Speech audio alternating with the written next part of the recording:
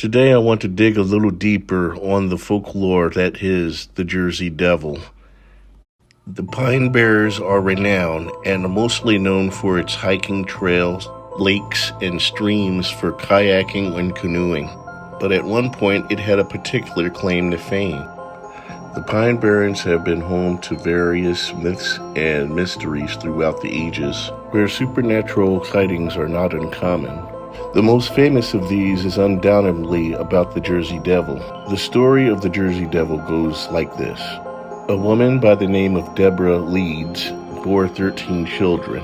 The last one was born in 1735. She apparently cursed the child by saying, "May it be the devil." And so a baby was born that looked demon-like, with a horse's head, bat wings, and hooves. It also apparently had a high-pitched scream that terrified many New Jerseyans that were in its path. It apparently made its home in the woods of Galloway. The very first person to have a sighting also had a secondary claim to fame other than the Jersey Devil. Joseph Bonaparte, who also held the title of King of Naples, 1806 to 1808, and Spain, 1808 to 1813. Brother to the French Emperor Napoleon, Joseph fled to the United States after his younger brother turned himself into France. He supposedly had a sighting of the New Jersey Devil in the 1820s while he was in the Pines. Zoom ahead 20 years later, various livestock was horribly slaughtered overnight, and the blame was cast on the Jersey Devil. Described as a hideous monster on the loose, it gained more fame as a cause for all the many killings. However, that was not the end of it, not by far. As for one famous sighting by a person and various killings of livestock would be enough, as it would happen in the early 1920s, there would be even more attacks on livestock, property, and even people. As the decades went by, even more sightings came in, but one of the most famous sightings stirred up quite a frenzy, because it may have been more real than anybody wanted. In 1909, Navy Commander Stephen Decatur tested cannonballs in Hanover Mills in the Pines.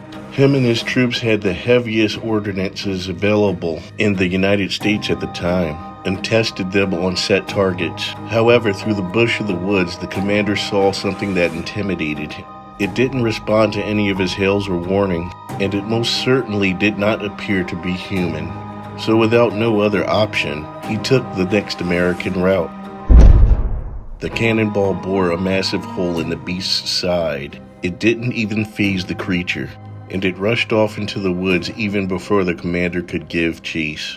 As the year went on, the total of sightings increased to unprecedented heights, with nearly 1,000 sightings in the area. It appeared that the cannon shot only pissed off the Jersey Devil, and the residents of the Pine Barrens would pay the consequences. As a result of the increased attacks in the Pine Barrens in 1909, the state ordered an immediate curfew for all children to be back in their homes out of fear that the beast would attack the young.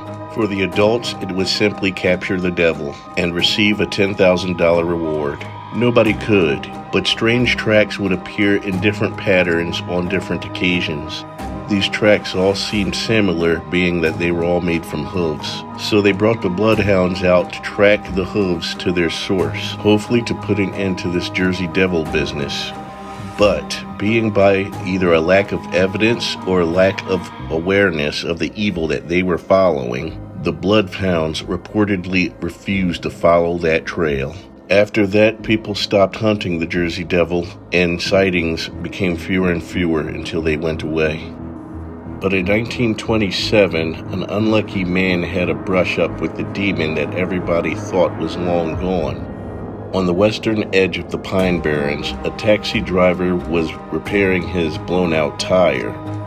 Luckily, he was almost finished attaching the spare tire when he heard something in the woods. He saw something tall and intimidating staring back at him through the bushes. The silhouette of the creature scared him. He quickly got into the driver's seat and took off, but the Jersey Devil flew swiftly to the top of his cab and apparently started pounding on it. Eventually, it got off and flew into the night.